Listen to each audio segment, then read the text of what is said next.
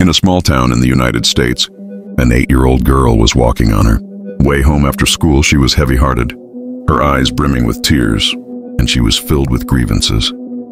She rushed back home in a hurry. She threw herself into her mother's arms and sobbed uncontrollably.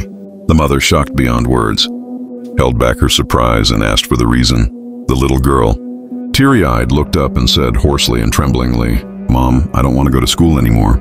They are all bad guys, and I will never play with them again." One classmate said that for someone as short as me, he could crush me with just 2 fingers. The mother listened to her daughter's complaint, her heart aching like being cut by a knife. She gently wiped the tears off her daughter's cheeks and pondered how to comfort her. After a while, the mother brought 2 apples, one big and one small, and handed them to her daughter, saying, "Dear, come and taste them. Which apple tastes better?" The daughter took a bite of the big apple and softly said, "Sweet." Then she took a bite of the small apple and said in surprise, "It seems even sweeter." The little girl looked up, her eyes shining with curiosity. The mother smiled and nodded, saying, "My child, look, the same apple tree can produce different fruits, although the big apple looks more attractive only by tasting it carefully. Will you realize that the small apple is actually more delicious? Its growth cycle is longer, and it accumulates more nutrients because God loves the small apple more."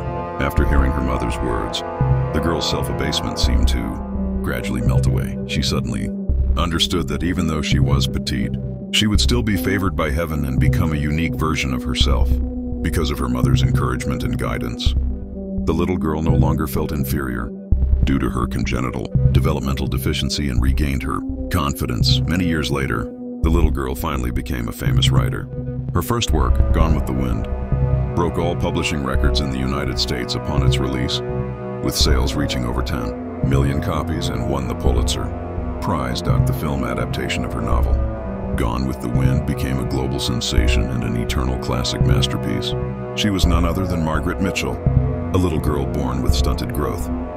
When people curiously asked Mitchell about the secret of her success, she would always smile and say, "Although I am short, I am not self-abased. As long as there is love in our hearts, our lives will shine with a different light. Because God loves the small apples more." The many stories in my videos come from this collection of storybooks. Each story in this collection is concise and rich in philosophy, covering a wide range of themes including philosophy, motivation, life, and more. It's an excellent choice for learning English, and I recommend it to anyone who loves to learn